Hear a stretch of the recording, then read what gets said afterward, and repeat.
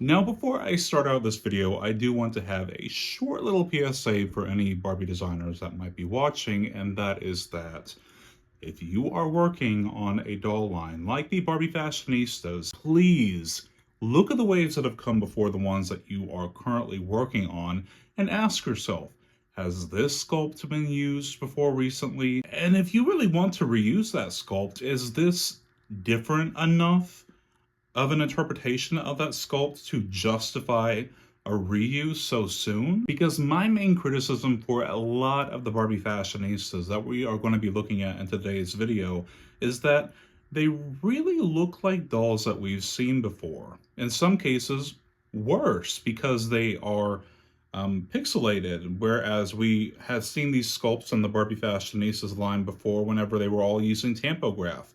And every single one of the dolls in this wave is using the DIJ resin pixelation. Not a single doll that we're going to be looking at today has the more clean tampograph. So just going to go ahead and get that out of the way so that I'm not like mentioning it in every single one. But there are some dolls that we are going to be talking about today that do use new sculpts because, like I said before, it really sucks whenever Mattel introduces a brand new sculpt into the Barbie Fashionistas line, and then the first doll to use that sculpt immediately has the UV resin pixelation. But anyways, in this video, I'm basically going to be covering every Barbie Fashionista that I didn't talk about in the last episode covering Barbie Fashionistas.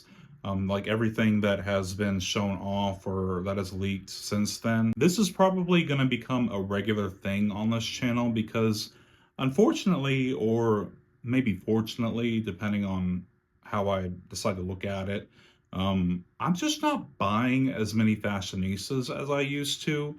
And that's mostly for the reasons that I've already stated, is that a lot of the dolls look like ones that I already have, but worse because mine are back whenever they had the tampograph in Barbie Fashionistas. But it might be better in a sense because I'm able to focus more on the dolls that I already have instead of just constantly adding and adding and adding to my collection. But we are actually going to be starting out on a pretty high note because we have Barbie Fashionista number 228 to look at to begin with. And this Barbie Fashionista is the first ever blind Barbie doll that Mattel has ever released. Like, this is the first doll that you do not have to cover up whenever you invite a cute guy over. Now, regardless of how you feel about the current state of Mattel, and how they handle diversity and inclusion and all that, I think that we can all agree that this is a pretty good thing that they're doing. Like, if they're going to make a blind Barbie fashionista,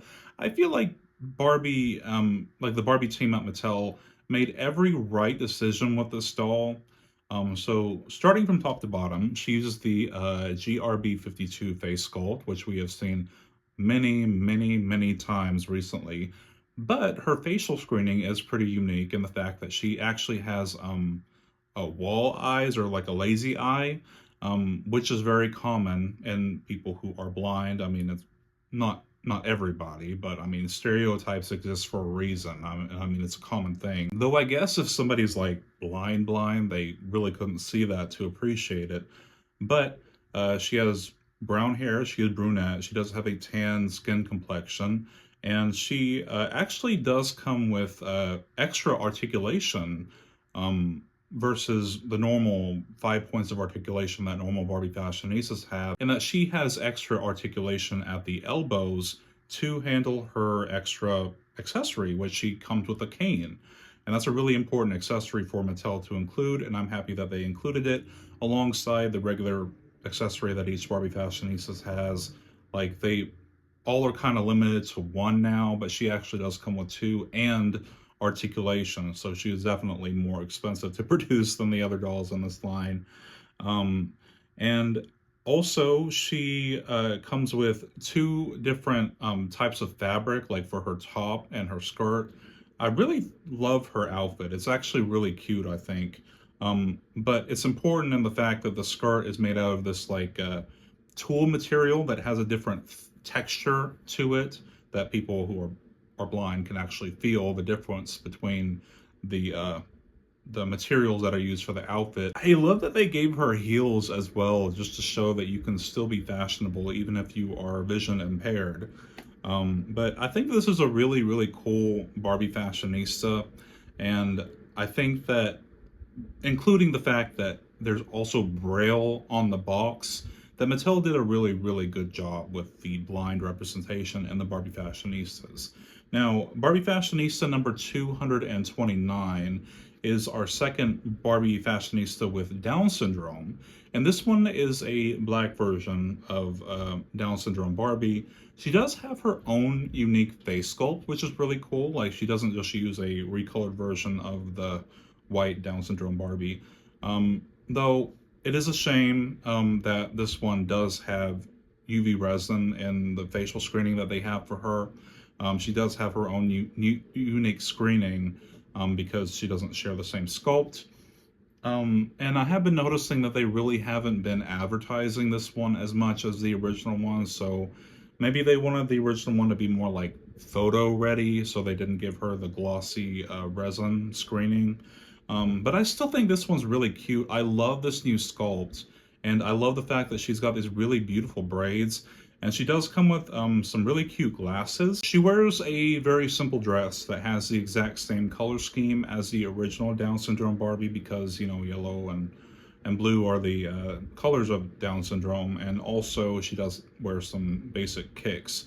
And she does have the curvy petite body that the original one had, except in her skin tone. And I think that body type's really, really cool.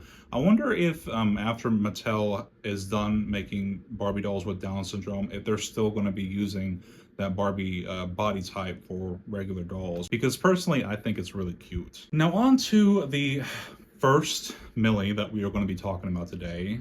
Yes, she is the first because there are three of them. We have Barbie Fashionista number 230, and really nothing special about her other than the fact that she is wearing a really trendy dress that seems to be, I don't know if it's just coincidental or not, but Sabrina Carpenter, who, if you've seen her on stage, you know that she wears a very similar dress to this, where it's got the little like heart cut out on the upper chest. And honestly, I was really surprised when I saw this, because Mattel's usually really behind whenever it comes to, you know, latching on to trends, but here they are latching onto a trend. The dress is made out of this really pretty, like, metallic fuchsia color. Like, it's a really beautiful dress, and I'll definitely get this doll just for the outfit. I even like the shoes that she comes with. She comes with some cute pink pumps. It's just the fact that she's just a Millie. And I mean, she's got the same exact screening that every other Millie has. I mean, same exact hair color. I mean, there's nothing special about her, apart from the outfits. Though Barbie Fashionista number 231, she is, I think, one of the only curvy dolls that we're going to be looking at in today's video. And she uses the Millie face sculpt, and I like her. She's cute. Overall, I like the design. It's just, you know, I have a million dolls with Millie, and this screening on her is super basic, super playline looking. They could have at least did like a side eye or something different for Millie. And if you all collect the Sew and Style dolls, Millie is the sculpt that they use for Sew and Style. Well, I mean, some people separate Millie and Grace, but I mean, because they're essentially the same sculpt with like minor differences, and one's a little bit bigger than the other one, I consider them the same sculpt, even though Grace doesn't have. I think Andrea said that Grace has some like smoothed out eye ridges compared to the original Millie. So this one's probably Grace. But her facial screening is just really boring. I'm sorry. She's cute, but I already own a doll that kind of looks like her facially. And her hair, I can't tell if it's like black or if it's like a really dark purple. But her outfit is really pretty. I love the denim, well, faux denim dress that they have with the little butterfly print on it. It's super cute. I love how they continue the butterfly motif by adding her accessory, the pink belt with a butterfly buckle. And she does wear some cute little heels as well. Her design's really safe. It's just that we've seen her before recently. Like, I'm pretty sure the last two waves of Barbie Fashionistas, they both had a Millie doll in them. And then we are on to Barbie Fashionista number 232, and she is a petite doll, one of, actually, I think, no, she is like one of the two petite dolls that we have to look at in today's video. And she uses the Dea face sculpt. And this is what I'm talking about whenever it comes to, like, if you have to reuse the sculpt, like, do something different with it. And this, to me, like, I don't know another Dea that looks like this. I think that her facial screening is completely new for this specific doll. I really love her red hair. I like her cute little ponytail that it's styled in. I'm sure it won't look that nice whenever it's actually in stores. I love her blue and or green eyes, I can't remember. But I think the doll's really cute. The outfit is a little bit of a mess. Like, I think they were kind of going for a little bit of like a sporty vibe with it, but I don't like it. The skirt, maybe I could see myself using the skirt on its own, but I feel like it looks tacky. At least she's got a body donor now. She would match the Christy Yamaguchi. I keep calling her Kim Yamaguchi. Christy Yamaguchi. She would probably match that body type. Barbie Fashionista number 233 will be using the Carnival face sculpt, which we have seen multiple times before.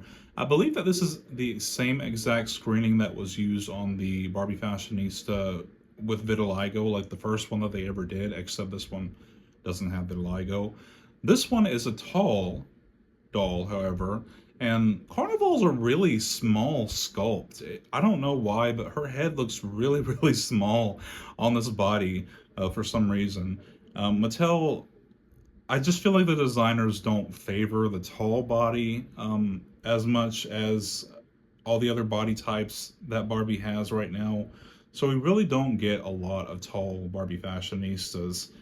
Her dress, I've been seeing a lot of people say that they like her dress, like the orange checkered dress with the flowers on it. I don't.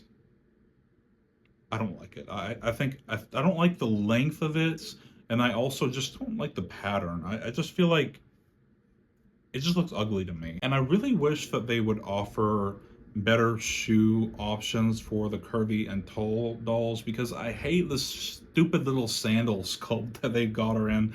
Like, there ain't a damn thing about this doll that I like. So, I mean, she's just a total pass for me. Though, Barbie Fashionista number 234 switches things around because, like, out of nowhere, after all of these terrible designs, suddenly we have this really beautiful Barbie Fashionista that kind of calls back to the 2010s with her like bubble skirt and her glitter top, and she's got a brand new face sculpt.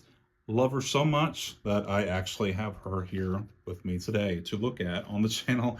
I actually pre-ordered her off of Amazon, and I received 3 of her in the mail today. And of course, I'm disappointed that she is a new sculpt and she already has the DIJ resin pixelation. I still think that she is a really beautiful design overall, and I mean, it's just kind of out of nowhere. I mean, this doll is so pretty. This really does look like something that Mattel would have put out in the 2010s. So here she is displayed in her packaging, and here is a good look at the illustration on the front. I gotta say, this illustration did not do the scroll justice, actually. But let me get her out of the packaging so we can get a closer look at her. So here is Barbie Fashionista number 234, straight out of her packaging, and it really does feel like somebody put a little extra care into this design specifically. Starting out, she does have her own brand new face sculpt. I thought at first that this was the Greek face sculpt, the one that has the sort of like downward curved nose. But this one, as you can see, has a completely different nose shape. Her nose is actually kind of like pointy. Like I've never seen a Barbie Fashionista sculpt with this like pointy of a nose before, but I think that's really cute. I love that unique aspect about her. And you can see that this one is actually dated 2024. So this is a new sculpt that Mattel came out with. Or maybe this is one that they had in their archive that they just patented this year, which is possible. They do that a lot. Where like, oh, I sculpted this in 2016, but we're using it this year. So this is when we're going to copyright it. But despite the pixelation, I really do like this facial screening. I kind of wish she had a little bit of extra makeup. You know, I mean, maybe some lavender makeup to match the party dress that she's in, you know, just a little bit, just a little bit of eyeshadow doesn't hurt, Mattel. But, you know, she's super beautiful. I love this girl and I love her hair. She comes with this really soft brown saran hair. This is saran hair. And also she is on the original body type. Like I said, her outfit is super like mid 2010s. This is like straight out of that era. Like this bubble skirt, this glitter top. It probably would have been a little bit more convincing if they used the belly button body for this doll, but I know they can't do that or they won't let them do that anymore. Um, but her necklace also, I haven't seen this before personally, but I wasn't collecting dolls in the 2010s, so you'll have to let me know if you've ever seen this necklace sculpt before on a doll. But it's really beautiful. I just kind of wish that it was an actual metallic. That would have been nice if it was an actual metallic necklace, but it's just sort of like a silver-esque color. Same goes for her shoes. Her shoes are, I know that these were used back then, but they are not metallic. They are just like a matte silver. But she is really beautiful, and I know that this doll and another one that we will talk about here in a minute specifically are the stars of this wave. So starting out with the male Barbie Fashionistas, we have Barbie Fashionista number 235, and this guy, even him, like we've seen this sculpt before, this cornrow sculpt many times in the past, and they really haven't innovated on him at all. What would have been cool, what I would have done like an albino version of him. I think that would have been cool, and we haven't really got any male albino representation in the Barbie Fashionistas line yet. Though when they do it, I kind of do hope that they have like actual hair for him and not something that's just sculpted. I know it's weird for me to say that because I'm usually like, I prefer sculpted hair, but in albino doll's case, I think it would be cool for him to actually have like a rooted like fade or something. But yeah, this doll, we've definitely seen him before. I do like his romper though, his red floral romper, and I like his green slides. And he is on the regular body type. This is a skin tone that we have needed and Ken made to move for years and years above any other skin tone, and they still haven't given it to us. I think that his closest match would be BMR 1959 Tango, but I mean, what else can I say about this guy? The next guy, however, is the other one where I was talking about. This is one of the stars of this wave, and that is Barbie Fashionista number 236. And he uses a existing face sculpt that we saw in the last wave. But like I was saying about Dea, this guy looks nothing like his original interpretation. He's got a completely different skin tone. I can't tell if he's like Nutra or like a lighter skin tone than that, but it's definitely not as tan as the original doll that uses face sculpt.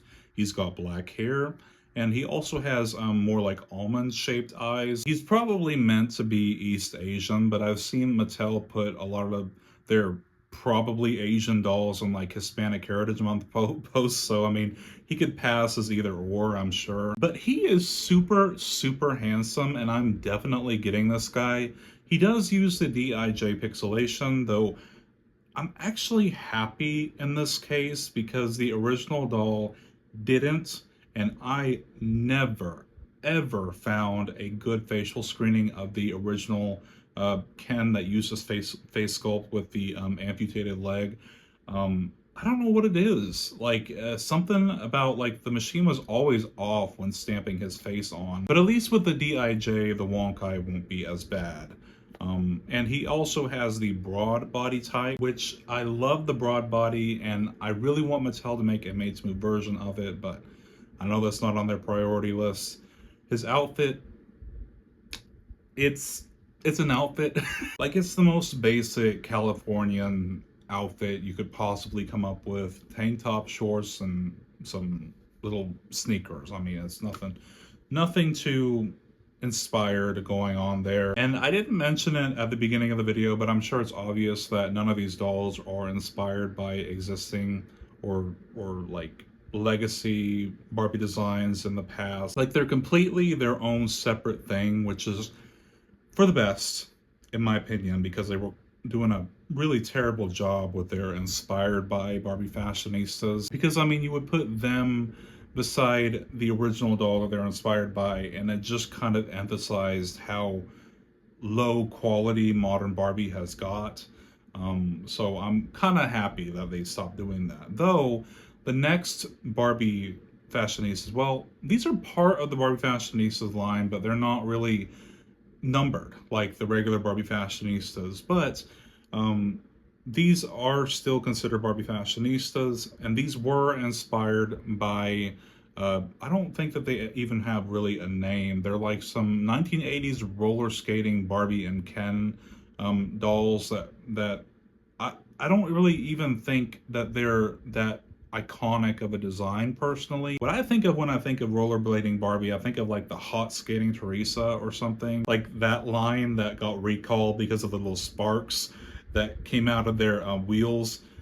Speaking of which, even though these are inspired by roller skating Barbie and Ken dolls, their wheels on their shoes do not move. Why even do it in that case? Like, if you're not gonna make the wheels functional, like, I know the doll isn't gonna get up and skate on its own, but I mean, like, I remember as a kid, I had a Barbie doll that had skate shoes, and I just like flicking the little wheels on her shoes. Like, that was such a core memory for me playing with Barbie, and it's sad that these are just solid plastic. Their outfits, I guess, the colors kind of call back to those 80s dolls, but they're ugly, they're cheap looking. I kind of like the striped top that the Millie is wearing, but they're also just a Millie and then the basic Ken face sculpt. There's nothing really special about those dolls. Moving on, the final doll set that we are going to be looking at today is a 4-pack Barbie Fashionista set that is like, they're not numbered either, and they're still considered part of the Fashionistas. The first one being, I'm going to go ahead and get her out of the way, the Millie, because they had to include a Millie in this 4-pack. They couldn't just let it exist on its own with unique looking dolls. They had to include a Millie. She's got a really tacky outfit, but she does have a prosthetic leg in like a traditional Barbie pink color, which I think is really cool. Though if you have seen any of the leaks for the Barbie Style series, I think is what it's called, dolls, there is going to be a articulated Barbie doll with a actual articulated prosthetic leg, which, I mean, kind of makes this one sort of obsolete at that point. I really wonder if that articulated doll is going to be a tall or an original size. I bet she's a tall, because they have like an original curvy and petite now in that line. I bet she's going to be a tall, so you won't be able to put that leg on every Barbie body type. But they are also surprisingly including a male doll in that box set who uses the Stovall face sculpt. And we actually haven't seen the Stovall face sculpt used a lot recently. It's actually only ever been used 2 times, I believe, both times in Barbie Fashionistas, and this one is pixelated, unlike the other 2 uses of that sculpt. I really like the sculpt. I would love to see more like skin tone variation with it, like a deeper, like a darker skin tone version, like a lighter skin tone version of him. But this one is the exact same tan complexion as the original Stovall. He's just worse because he's pixelated and he doesn't have the painted teeth that he's supposed to have. So no interest in him at all. He's also wearing this really tacky outfit with this shirt that says "Together We Shine." Like the most like Walmart core outfit that they could have possibly came up with. The other two dolls, though, because I saved them for last because I kind of wanted to end this on kind of a happy note. I think they are really pretty. So there is a black doll that is included in this box set. She uses the HBV20 face sculpt, and we've seen this sculpt used before in the skin tone. I think it's the same skin tone as this doll, but I like her because I like her natural hair texture. Like, even if she is pixelated, I still think that she's a really cute doll. She comes with some sunglasses and like a checkered, I think it's a romper, or maybe it's a two-piece. But the last doll that we are going to be talking about today is the fourth doll that comes in this box set, and she is the petite doll that uses the Taya face sculpt. And yes, that is the official name for this sculpt, because this face sculpt was recently used in Carlisle Nuera's Style by Design series. It was inspired by his Filipino heritage, that doll. And in the description, they did give us an official name for this face sculpt, which is Taya. And people have told me that that is a really common Filipina name. Anyway, I'm just happy that we have a name to call this sculpt, because I think she's really, really beautiful. And this interpretation of her actually has vitiligo. So she is our third female Barbie Fashionista with vitiligo, not counting the Ken doll. And I think she's really cute. She is the first one with UV resin, unfortunately, but she's still really beautiful. Her hair is really cute. It is styled in a little twist on the top. I wonder if she's got like a parting rooted in or not. She comes with some hoop earrings and then a little a blue dress with like a plaid and heart print on it. It's got a little asymmetrical ruffle. If I get her, she'll be completely restyled. But I think the base doll looks really cute, and she's definitely one of the better ones that I have talked about in today's video. But let me know which Barbie Fashionista that I talked about in today's video was your favorite. Which one do you plan on buying? Do you plan on buying any of them? Are you like me and you barely buy any Barbie Fashionistas anymore? I kind of miss it, like, because I used to go hunting all over the place to find a good one of each and every doll, but now I'm like, okay, I'll buy 3 off of Amazon and I'll pick the best one, and that's it. It used to be a hunt. It used to be a journey for me to find my dolls, but now it's just not as exciting, it feels like. I mean, trust me, if I was running things would be a lot different. But as always, don't forget to like, comment, and subscribe if you enjoy this content to help me out in the algorithm, and I'll see you all next time. Thank you so, so much. Bye.